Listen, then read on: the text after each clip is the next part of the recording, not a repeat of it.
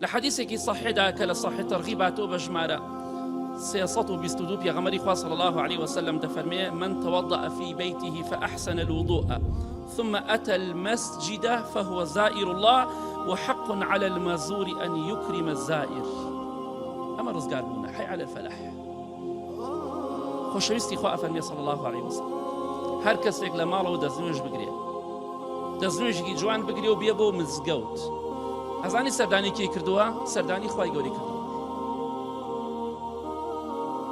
هاتی بۆ مزگەوت بۆ ماڵی خوا فهو زائر الله، تۆ سەردانی خوای پەروەردگارت کردووە و خوای گەورەش وەکو حەق و مافێک وەکو فەزڵ و ڕەحمێک لەسەر خۆی دایناوە ئەوەی بێتە ماڵەکەم و سەردانیم بکە ڕێزی لێ ئەگرم.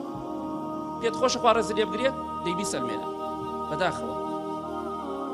بەداخەوە هەیە خوتبەکە کاریگەری بەسەری وەیە هەفتەی دووبارە واز دێنێتەوە، بەڵام هەیشە سپاس بۆ خوا هەتا مردن وازە مزگەوت نایێت، چونکە دەیەوێت خوا لێ ڕازی بێ.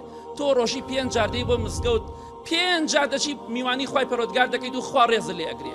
خوای گەورەش دایناوە لەسەر خۆی ئەوەی بێتە ماڵەکەم ڕێزی لێ ئەگرم. پێت خۆشە خوا ڕێزی لێ بگرێت بیسەلمێنە بەکردەوە. وەرە بۆ مزگەوت، وەرە بۆ ڕزگاربوون. ئەمە ڕزگاربوونە. خوایەک بۆ گەورەی خۆی ڕێز لە تۆ ئەگری، حەقێکە لەسەر خۆی دایناوە. مادەم سەردانی ماڵەکەی من دەکەی منیش ڕێزت لێ دەگرم، واتە ناتخەمە ناو جەهەنەمەوە، واتە لە جەهەنەما سەرشۆڕت ناکەم، واتە سزات نادەم. دەی با خوای گەورە ڕێزمان لێ بگرێ. ئەگەر حەزمان لێ خوا ڕێزمان لێ بگرێ بابی سەرمێنین بە نوێژی جەماعەت، بە هاموشۆکردنی مزگەوت لە سەرما و لە گەرمادا، لە خۆشی و ناخۆشیدا، لە شەو و لە ڕۆژدا. ماڵەکانی خواگیان ئاوەدان کەین و بەڵکو خوا دڵەکانمان ئاوەدان کاتە.